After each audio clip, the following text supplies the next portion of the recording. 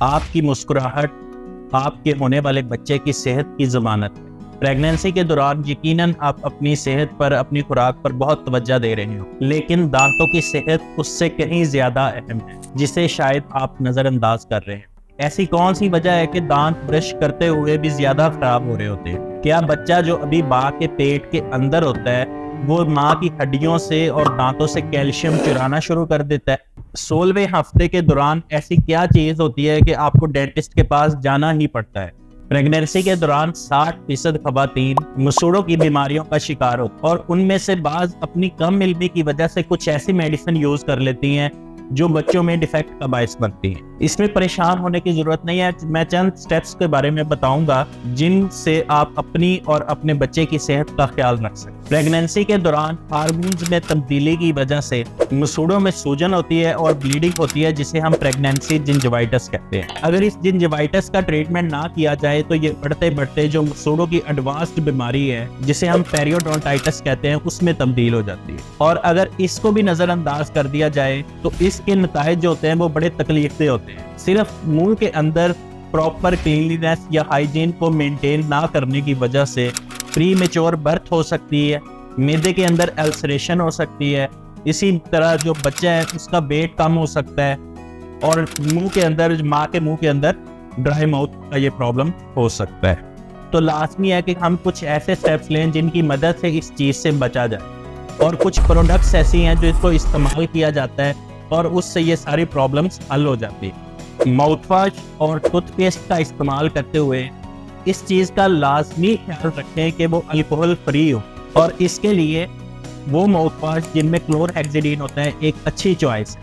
کچھ کام ایسے ہیں جو پہلے ہی دن سے انتہائی ضروری ہے، اگر ان میں لاپرواہی برتی جائے گی تو اس کی وجہ سے جو پرابلمس ہوں گے اس میں سب سے بڑا یہ ہے کہ بلیڈنگ ہوگی، مسوڑوں سے خون آئے گا۔ اسی طرح پائیوجینک گرینولوما ہو سکتا ہے، یا دانتوں کے اندر بہت زیادہ کیویٹیز بن سکتی ہیں۔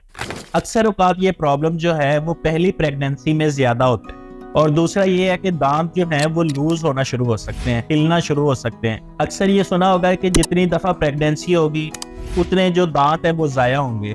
اس میں کسی قسم کی کوئی حقیقت نہیں ہے، یہ صرف ایک متھ ہے۔ اگر آپ پراپرلی اپنے دانتوں کی کیئر کرتے ہیں اس کا فائدہ آپ کو بھی ہوگا، آپ کی صحت پہ بھی بہترین ایفیکٹ رہے گا، اور آپ کا بیبی جو ہے وہ بھی ہیلدی ہو۔ اس کے لیے روزانہ 2 دفعہ برش کریں، صبح ناشتے کے بعد، رات سونے سے پہلے۔ ڈینٹل فلاس کا استعمال کر سکتے ہیں آپ، اسی طرح ماؤتھ واش کا استعمال کریں جو الکوہل فری ہو، اور لازمی طور پر اپنے ڈینٹسٹ کو ریگولرلی وزٹ کریں۔ ایک چیز جو جاننا بہت ضروری ہے کہ پریگنینسی کے دوران بہت زیادہ کریونگز ہوتی ہیں کہ کچھ کھایا جائے، اور جس چیز کو چوز کیا جاتا ہے کھانے کے لیے وہ اکثر اوقات میٹھی ہوتی ہے، اور میٹھا جب دانتوں کے اوپر لگا رہتا ہے تو اس کی وجہ سے جو کیویٹیز ہیں وہ اور بڑھ جاتی ہیں۔ تو اگر کچھ بھی آپ میٹھا کھائیں یا کوئی جوس وغیرہ پئیں تو بہتر ہے اس کے بعد کلی کر لیں، تاکہ دانت آپ کے ہیلدی رہے اور کیویٹیز سے بچے رہیں۔ 16ویں ہفتے کے دوران ماں کے پیٹ کے اندر ہی بچے کے دانتوں کی ڈیولپمنٹ شروع ہو جاتی ہے، اور اس عرصے میں بہت زیادہ ضرورت ہوتی ہے پراپر اور ہیلدی ڈائٹ، تاکہ calcium, phosphorus, vitamin A, D اور سی اس کی پراپر مقدار جو ہے وہ باڈی کو ملتی رہے۔ اگر اس چیز کا انٹیک اچھا نہیں ہوگا تو ماں کے جو ہارمونز ہیں وہ امبیلنس ہو جائیں گی، اور اس کی وجہ سے کیا ہوگا کہ دانت بھی خراب ہو سکتے ہیں اور ہڈیاں جو ہیں وہ بھی کمزور ہو سکتی ہیں۔